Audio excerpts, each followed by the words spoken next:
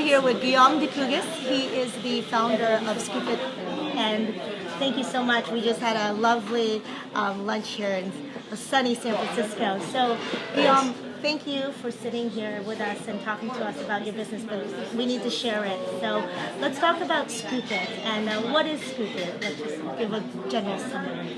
So Scoop.it is a platform, we call it publishing-by-curation. So it's a publishing platform where you can curate content on your favorite topic, and as a result produce a gorgeous-looking magazine, an online magazine, that you can share on Facebook and Twitter, and that can feed your social media presence with content you curated on a topic that matters to you. And you told us about your story about being a startup entrepreneur, and Startuplive is all about the startup entrepreneur's story. Can you tell us about how you got to Scoop.it? Tell us about your first successful endeavor as an entrepreneur.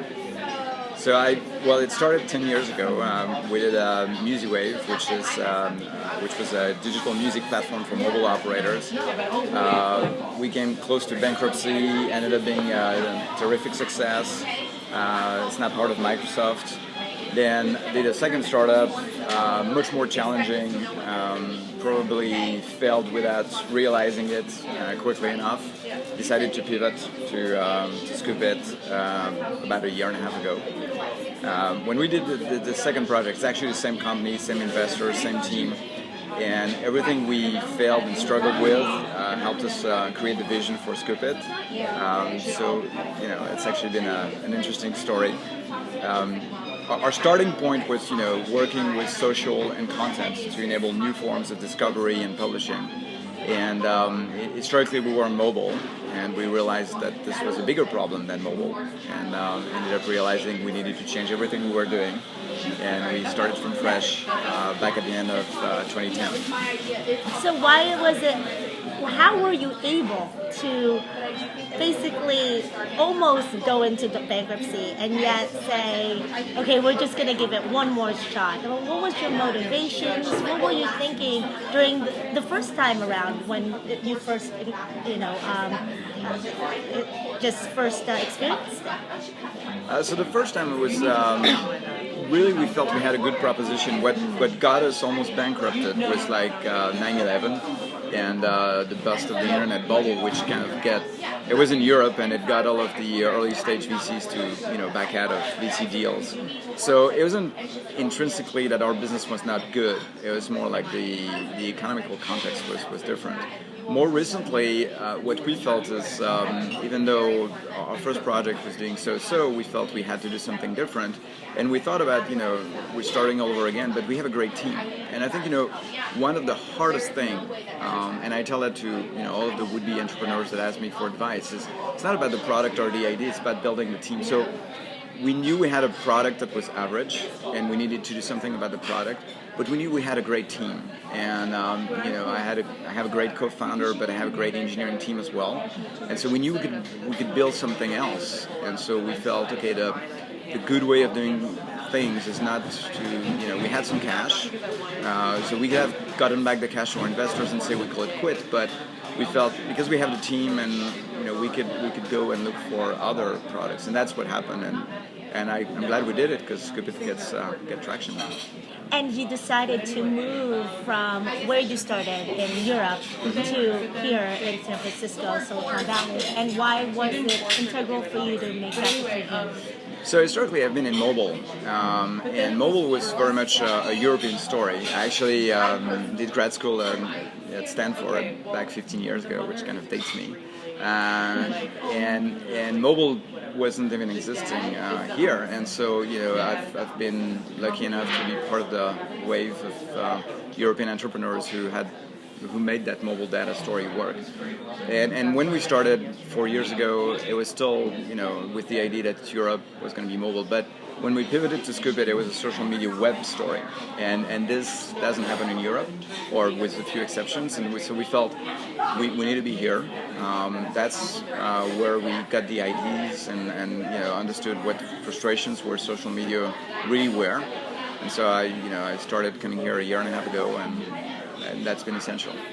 And so you talked about how your team was essential in allowing you to pivot into a new idea, an idea that sticks, right? Now, do you think that, how do you find the actual idea though? I mean, is it from other people outside of the team? Is it from your team? What is it? What's the secret sauce to finding that new idea to pivot into? So we've been working. There's been several things. We've been working a lot on our own frustrations. As I tell the story, I wanted to be a writer when I was a teenager. Kind of romantic idea of, but never happened.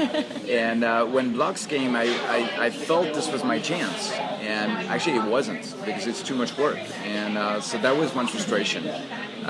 It was too much work. I was lacking the inspiration, and Twitter also was another frustration, because it took me some time to figure out why people would follow me on Twitter when I'm not a celebrity.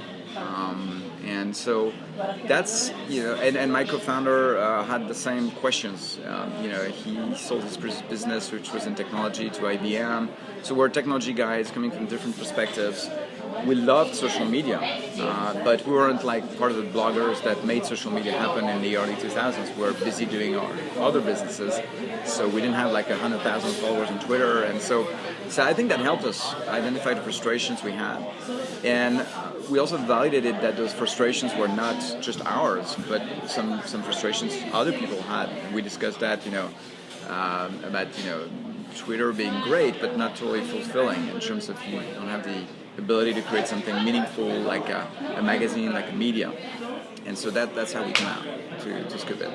And so what are you still experiencing now as a startup entrepreneur, and now you're in a new location? Mm-hmm. Any other maybe newfound discoveries as you're building a company now here in America?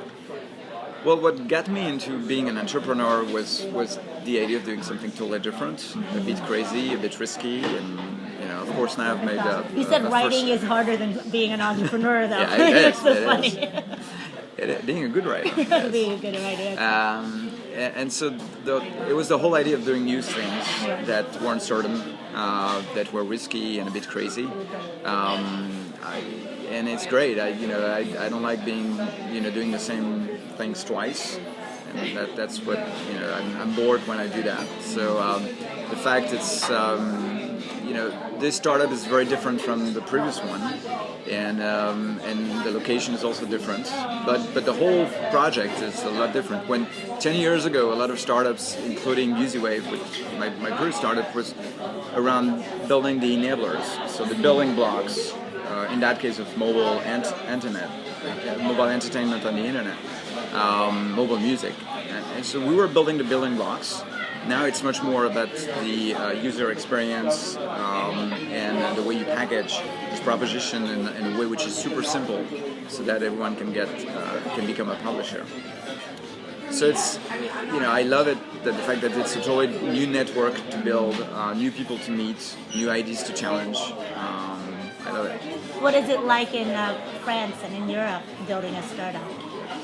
I think my generation, we were not the first entrepreneurs in Europe, but we were probably a rising generation that turned out to be more entrepreneurial than the previous ones, because of a number of reasons. Because when we started working on the job market, it wasn't like before, and a lot of us started to come to the U.S. and I was exposed to this going to Stanford. I was I went to Stanford thinking I was going to go into California and I was going to party and surf.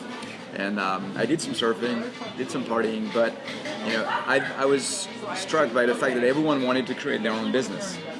And so I think a number of us got exposed to that and wanted to recreate that in Europe. And I think now the climate is very good. I think when you want to create a world brand, consumer brand, and if it's in social media on the consumer web, I think being in the US really helps.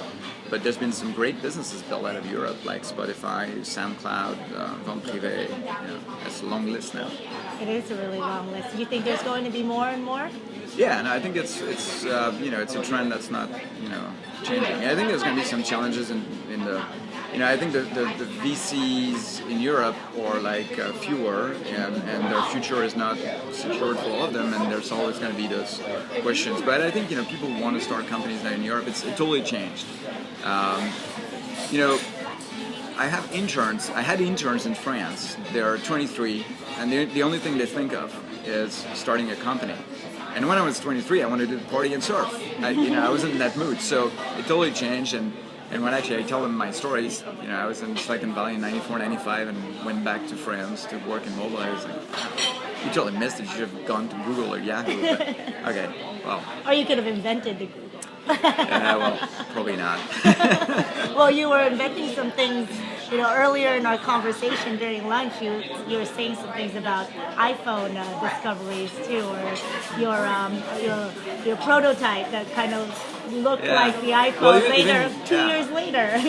Even before that, we were the first company to actually do MP3 ringtones, which sounds like an old-fashioned product, but at the time that was a big deal, and I remember those times almost where like the telegraph now. Yeah, exactly. Yeah, so I used to sound very old saying that, but we were like playing with those phones, which were really not iPhones. They were like 2002, black and white, WAP for some of you who can remember that. But it was like we were doing the first downloads of music on mobile, and we're like geeks hacking phones, and we loved it. That was 10 years ago. That 9 years ago. Yeah, 10 years ago. You're right. Time flies. Yeah, I'm old.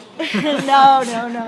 Still like young spirited too. And San Francisco keeps you young too here. Yeah. Everyone's 28 in San Francisco. Don't you know that? And not the way you do it in LA. So one tip for startups. Just one. You can adjust them. So again, I think it's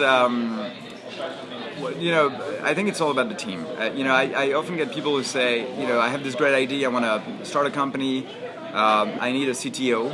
And I think, I tell them it's not the right approach. Find a CTO first, and you don't care so much about the idea, discuss and brainstorm, and put the idea second.